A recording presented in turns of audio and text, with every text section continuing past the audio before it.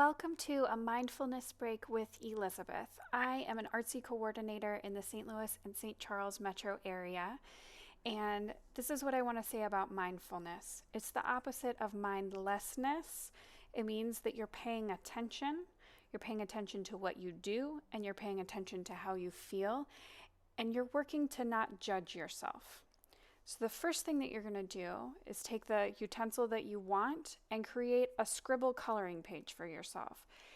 Truly, I just scribbled lines all over the page and made little openings for myself.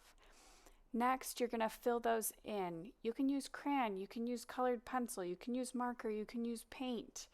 You'll notice that as I go along, there are some colors that the markers are kind of dry. Frankly, I don't work with markers a whole lot at home. I paint more. But in this, you'll see that as they get a little dry, sometimes I'm over it, right? I noticed that orange one, super dry. I colored one tiny space with it and I said, you know what? I don't like how that makes me feel, but that's okay. Like, I can be irritated. And then I realized that big one was going to take me forever to finish. So I took a half sheet of paper. I drew myself a little one and I started filling in my scribble page, right?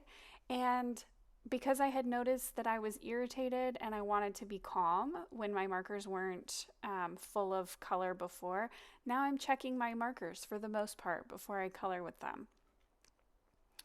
You might say, there's a color that I really want more of, right?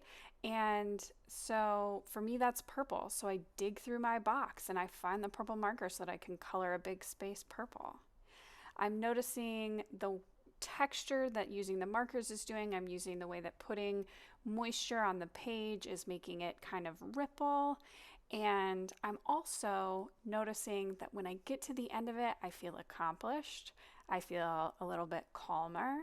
And I'm glad that I ended up doing a smaller sheet. Come color with me.